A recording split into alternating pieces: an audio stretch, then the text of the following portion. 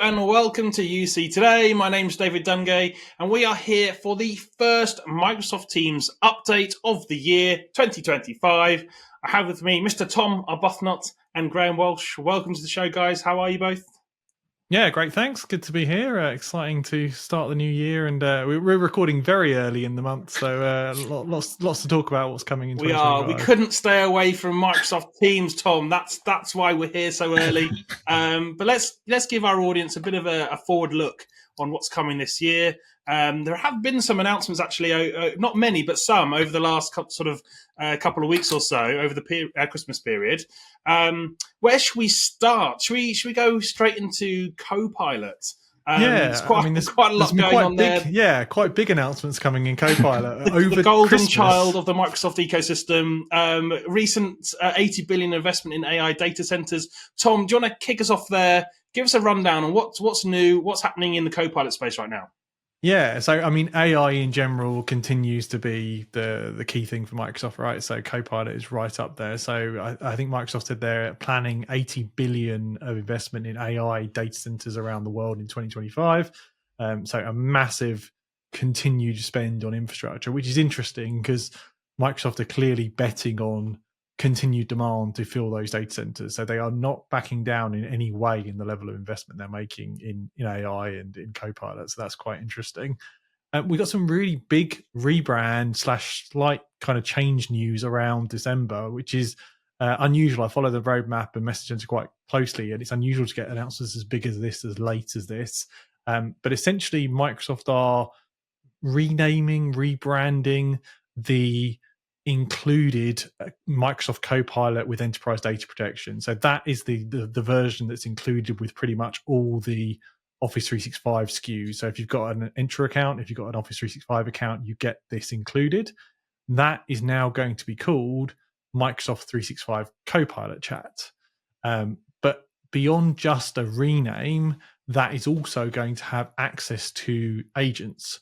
So you will be able to engage with SharePoint agents and third-party agents and Copilot Studio agents within M365 Copilot Chat, all without having a Microsoft 365 Copilot license, which is somewhat confusing. So you get Microsoft 365 Copilot Chat included, but unless you've got a Microsoft 365 Copilot license, you don't get the tight integration to Teams and Word and Excel where you can use it in the application, but you will get an enhanced experience to do chat and use agents, all commercially data protected, enterprise data protected as before.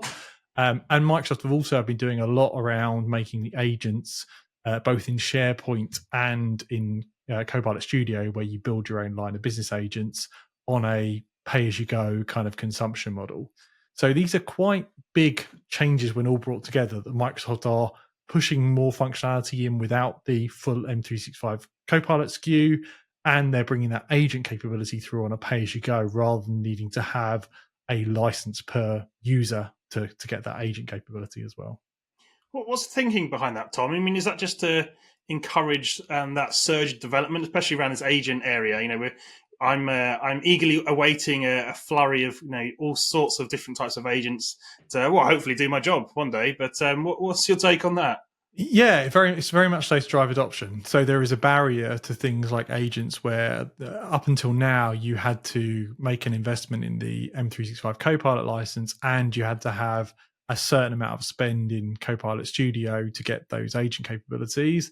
And I think we're at a point where a lot of organizations are not sure on where the value is going to come or how it's going to be used yet. So asking them to buy lots of licenses to find out is a tough challenge. But if you say this is consumption, so try some stuff, experiment, see if people use it, that's a much easier sell for the organization. So I think Microsoft are hoping that this will spur adoption, because a bunch of stuff now is included in the box or is consumption based. And that means the ask for the business to add that capability is not asking $30 per user per month anymore. It's asking, well, we'll pay per chat, per transaction for this line of business use case, which is very affordable unless you're using, you're absolutely hammering them. And at that point, you could flip to the license model and do it that way as well. Yeah. I mean, that's great for IT teams out there, listening today.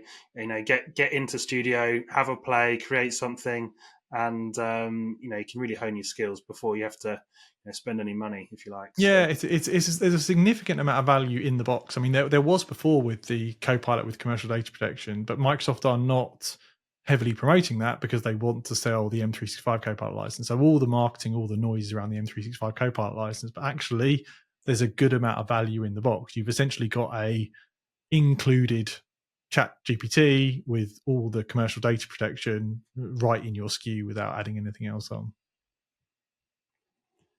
Fantastic. So is that our Copilot update, Tom, or should we move on to Microsoft Teams? The only other thing that's interesting that's coming there is there is going to be a capability to pin the M365 Copilot Chat, so the free / included chat, directly into Outlook and into Teams. So Microsoft bringing that experience even more front and center for the users.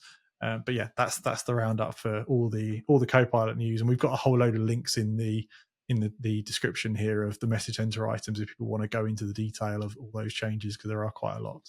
Great. Well, look, these updates are going to come thick and fast this year, for sure, aren't they? So I'm sure there's going to be plenty more when we meet next as well. So shall we move on to Microsoft Teams? Yeah, let's get on to the good team stuff now. Yeah, let's have a little look at Microsoft Teams. Remember that.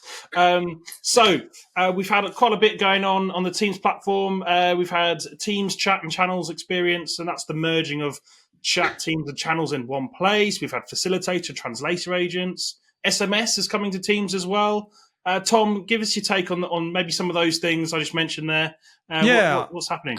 I thought we'd have a look at what's coming kind of imminently that's big impact for this year, because it's easy to see that Copilot is front and center, but there is a lot coming in Teams as well. So the very end of last year, we got the public preview of the new chat and channels experience, where Microsoft are combining Teams and channels into the chat UI, which is quite a big UI change for end users. I'm generally quite positive about it. We've been using it for a while. It's definitely increased our use of channels. The ability to have essentially sections or folders of chat and channels and group them together and have them in one UI really has improved the experience. So for IT teams listening or for customers listening, that is going to be a big UI change. So you have to be ready for that. The facilitator and translator agents should be coming this year. So facilitator is just coming through on preview, and that's the ability for Copilot to kind of go multiplayer and live in a group chat or live in a meeting and build out the minutes in real time, kind of be engaged with. And translator, probably the biggest announcement of late last year, which is real time verbal audio translation. So you as a person on the meeting can choose which language you prefer to hear in, and it will take that person and translate them. But a bit closer, you mentioned it there, we got an announcement again very late last year that SMS will be coming to Microsoft Teams. So this has been a long time ask. This will initially be just for calling plans for the US and Canada.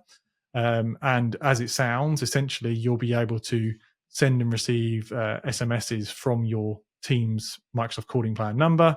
They'll act very much like chats.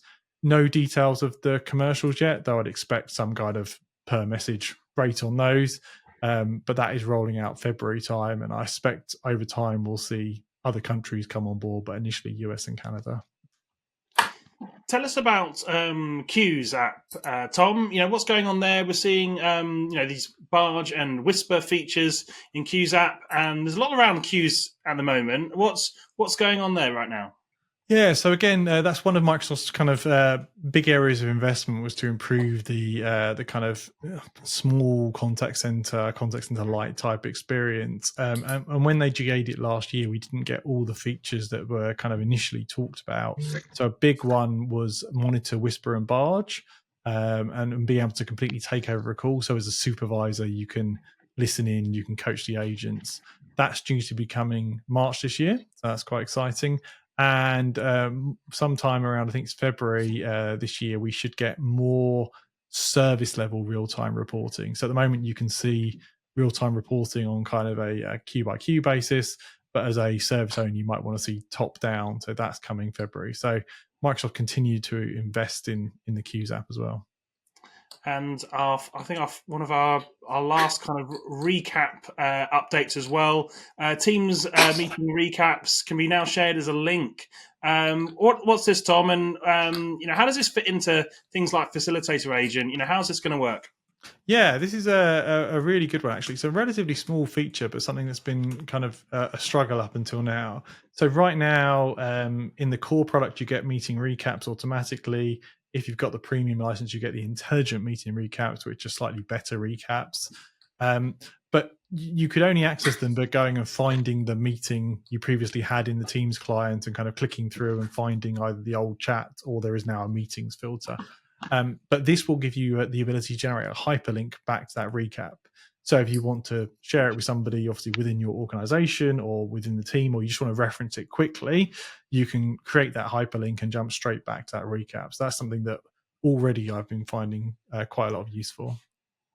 Fantastic. So, Graham, I'm going to come to you next. This is your moment. I want to talk about Places, obviously Microsoft Places. That was an exciting piece of news, sort of back end of last year as well. We saw BYOD rooms, coming into that functionality there. What's happening on Places in 2025? What are you excited about? What does this mean for IT managers across the world? So guess what? Places is getting Copilot integration, and the two are going to work together. Who would have thought? So, using Copilot to query your Places sort of data, really.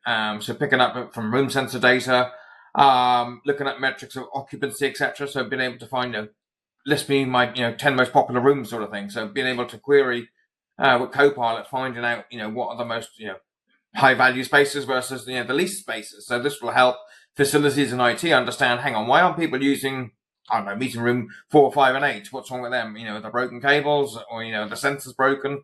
So at least be able to dive into analytics now and be able to see what's coming there. So that should start rolling out this month or into next month on there. So that'll be quite useful for people who are looking for these metrics. If they, you're all up using Places, obviously you will need Teams Premium to access all this, and obviously Copilot to get there. So it's not free, it's not off the shelf. You'll need the licenses to be able to tap into all this data that's being provided by the devices in the room or your sensors. Because again, one thing that Places is being able to integrate to that building management system, that BMS system that you may have as well. So lots of integration points there, and then be able to use Copilot to query it. So this is taking the decision making almost out of the IT or facilities managers' hands, is it? This is helping us make better decisions about utilization, etc. Absolutely, and whether it's a native Microsoft Teams room or, as you mentioned, even BYOD rooms, because obviously that's a big focus now for Microsoft moving forward this year as well. Is BYOD rooms. So again, bringing a lot of the features, like we talked about earlier, that Tom mentioned, like translation features, bringing them into BYOD rooms as well. So, each room is, I can't think of the word now, they're all equivalent value, shall we say. So whether it's a native Microsoft Teams room or it's a BYOD room with your soundbar and speaker camera, but you've got your laptop with Teams Premium, etc., or Copilot, you're going to get the same experience that you'll have in native Microsoft Teams room. So again, feature equity across all meeting spaces, I think, is key here moving into this year. Yeah. Okay. One other thing that came up sort of at the end of last year was, we've been talking about M-DEP for quite a long time now, but also AOSP. What's going on there, Graham? What's your take on this sort of Android sort of question we're all talking about? So yeah, M-DEP is the Microsoft sort of operating system for Android devices. So that's sort of a very separate topic, and some OEMs are going to be rolling it out, I believe, this month or maybe into next month, and that'll go sort of GA. So they have some new devices ready.